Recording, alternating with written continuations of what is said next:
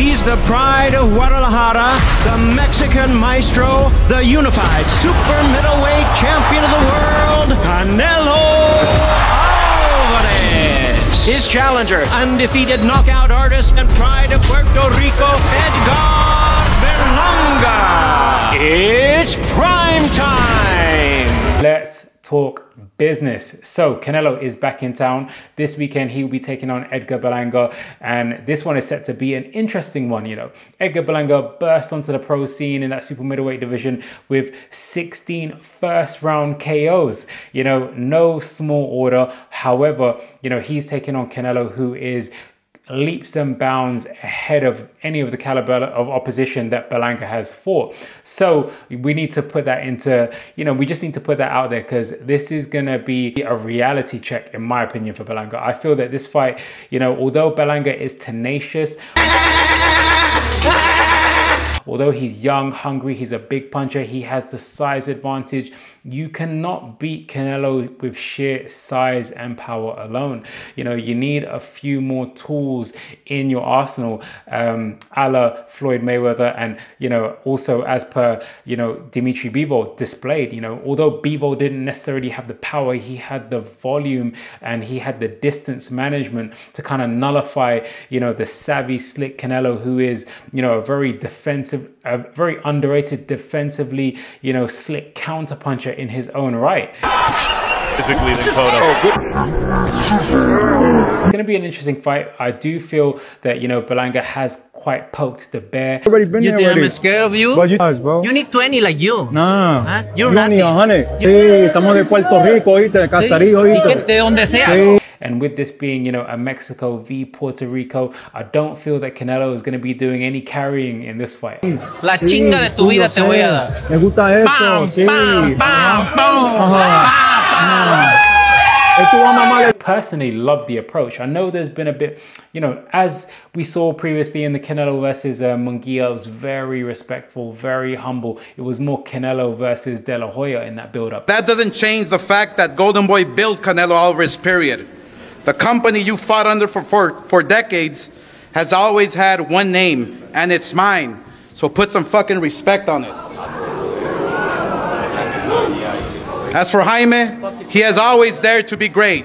But with this one, you know, we've had a lot of bite back from Berlanga, and it's good to see. He has given Canelo his respect in terms of, you know, his accolades, what he's achieved in the sport, where he is, etc. And he will go down as, you know, one of the greatest Mexican fighters, you know, etc. You know, he's fought the likes of Floyd early in his career, gone up in weight, you know, since then to fight the likes of Dimitri Bivol, although at a loss. Those are the only 2 losses on his record. And, you know, you can't knock it, man. Bivol is a hell of a competitor, you know, obviously going on to fight for the 4 belts against Artur Beterbiev.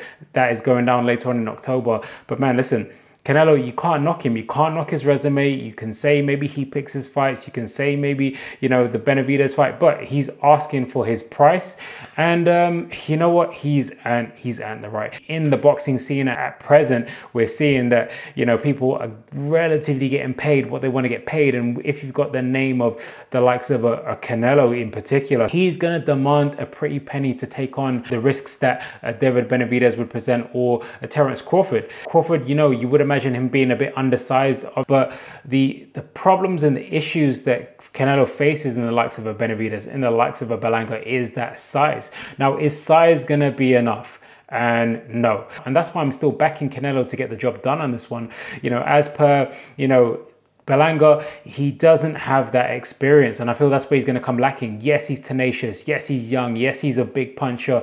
You know, yes, he's aggressive. Yes, he comes forward. He likes to fight. But Canelo loves all of those things. You know, what caused Canelo problems in his 2 losses and his defeats was, you know, Floyd, he had to go chasing. And Floyd being the defensive wizard he was, Canelo with the lacking of experience at that stage of his career, although, you know, still a phenomenal talent, you know, Floyd was just leaps and bounds ahead in what he needed to do to get the win on that night.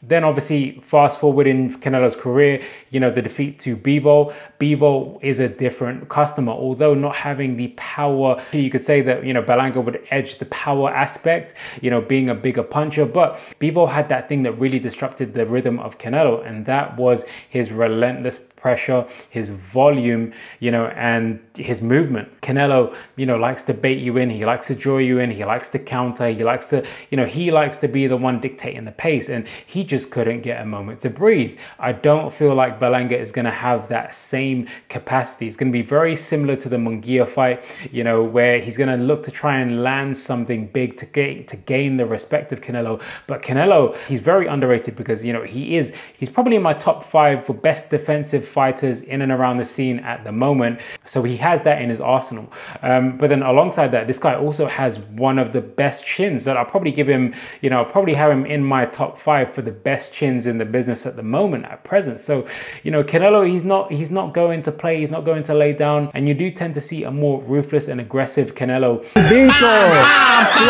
when he's kind of provoked by his opposition. And this being, you know, Mexico versus Puerto Rico, you know, Berlanga is coming out with all of the, you know, all of the insults, all of the aggression, and rightly so. You can't make the king feel comfortable. You have to ruffle his feathers. These two are going to fight on the night. And if you walk into that ring with too much respect, you know, you might just freeze up on the night under the lights. And this is by far Berlanga's biggest opportunity to grab 3 or 4 of the belts, you know. So listen, this is a huge opportunity. It's going to go down, but as a prediction for this one, I'm leaning towards the slick, savvy, experienced Canelo. I just feel like this fight is made for him, in terms of, you know, wherever this fight goes, he'll be able to weather the storm. I don't know if Berlanga will have, you know, Berlanga will be strong in the earlier rounds, but I don't know if he will have enough going into the later rounds to keep up with the technical mastery of Canelo. And then I do feel this is going to come by way of stoppage via body shot. I feel like that's where Canelo's victory is going to lie with this one.